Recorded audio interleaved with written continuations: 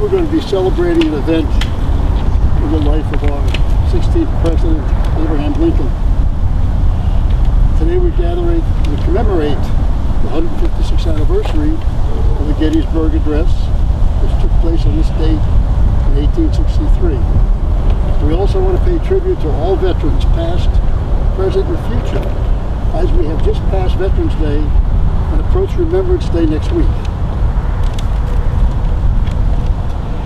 I'd like to thank you for joining us today, and I'd just like to introduce Mr. Jerry Skolotsky, our Senior Vice Commander.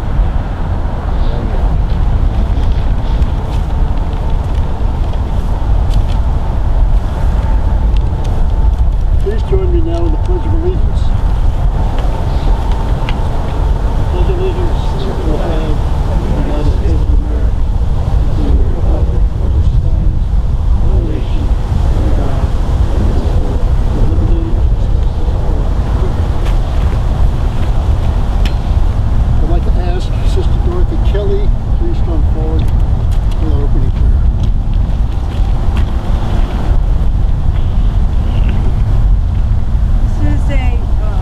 Prayer from Lincoln, so I just wanted to say it, and it's called Be Thankful. Let's bring this home. What do you cherish today?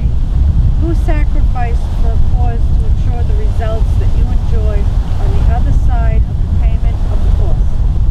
Pause and be thankful. Express your appreciation to those who have given so that you can be free. Thank your parents, guardians, grandparents, military personnel, teachers, and other family members and friends for all they have given up for you to help you achieve as you enjoy the blessings of liberty. Amen. Amen. Thank you, Sister Kelly. I'd now like to ask Julie Esty, the past president of Auxiliary 10, for a poem. I'm reciting The Vacant Chair by H.S. Washburn. We shall meet, but we shall miss him. There will be one vacant chair. We shall linger to caress him while we breathe our evening prayer. When 1 year ago we gathered, joy was in his mild blue eye. Now the golden cord is severed, and our hopes in ruin lie.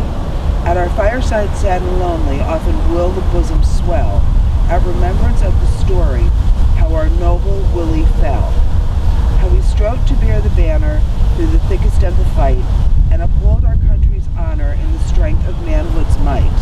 True, they tell us wreaths of glory evermore will deck his brow, but this soothes the anguish only, sweeping o'er our heartstrings now. Sleep today, O early fallen, in thy green and narrow bed. Dirges from the pine and cypress mingle with the tears we shed. Thank you very much. Sister Susan Mertz, the past president of the Ladies Auxiliary Department of Pennsylvania, is our guest speaker this morning. At the end of the Battle of Gettysburg in July of 1863, the town of 2,400 people were left to care for 51,000 casualties, including 7,058 dead. They cared for the wounded, their children cared for the wounded. The streets were red with blood, the streams were red with blood. The stench was so bad they got ill as soon as they left their houses. Trees were splintered, houses damaged with shot and shell. 3,000 dead horses had to be pulled to the west end of town and burned. Dead livestock all over. Amputated limbs piled to roof lines where there were field hospitals. That was Gettysburg in July. The dead were hastily buried for sanitary reasons. The town and Mr. Everett decided that there should be a national cemetery, and they made it next to Evergreen Cemetery. So they invited Mr. Everett to speak, and President Lincoln was invited as kind of an afterthought. He wrote his address before leaving Washington. He was ill at the time. He had a mild case of smallpox. His son Tad was critically ill, and they weren't sure that he would survive the night. He had a fever, and he'd already lost 2 sons to such fevers. But he felt compelled to go to Gettysburg. His address was very heartfelt and very brief, only 72 words. And many of the people in the crowd didn't even realize that he had given the address, and it was already over. So, as you know, we marched there on Remembrance Day to commemorate his dedication of the National Cemetery and marching up the street with Union troops. So it's been one of the most recognized speeches not only in our country, but it's recited and learned all over the world. Thank you. Thank you, Sister Susan. And now speaking of the Gettysburg Address, Jerry. I didn't know President Lincoln had a cold, which is kind of funny because I have a cold. Yes, So- smallpox. I don't have smallpox. I'm glad. Me too. Thank God.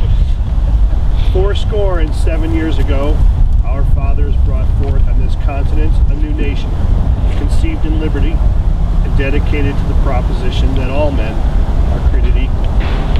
Now we are engaged in a great civil war, testing whether that nation, or any nation so conceived and so dedicated, can long endure. We are met on a great battlefield of that. We have come to dedicate a portion of that field as a final resting place for those who here gave their lives that that nation might live. It is altogether fitting and proper that we should do this. But in a larger sense, we cannot dedicate, we cannot consecrate, we cannot hallow this ground. The brave men, living and dead, who struggle here, have consecrated it far above our poor power to add or detract. The world will little note nor long remember what we say here, but it can never forget what they did here.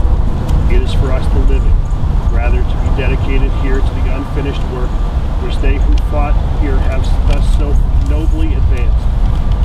It is rather for us to be here dedicated to the great task remaining before us, that from these honored dead we take increased devotion to that cause for which they gave the last full measure devotion. And we here highly resolve that these dead shall not have died in vain, that this nation, under God, shall have a new birth of freedom, and that government of the people, by the people, for the people, shall not perish from evil. Thank you.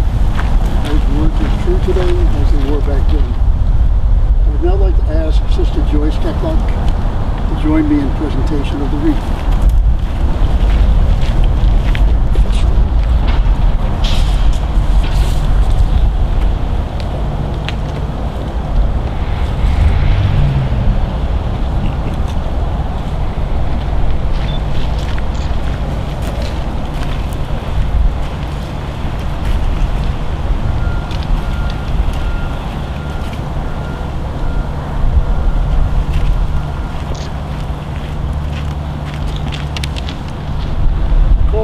Patriotic instructor Jerry O'Malley to present a poem, Bivouac of the Dead.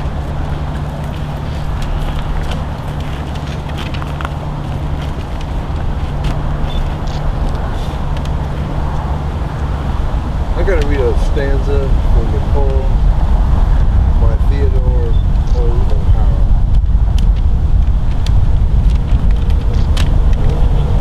The muffled drum's sad toll that has beat the soldier's last tattoo. No more of life's create shall be the brave and fallen. Of fame's eternal camping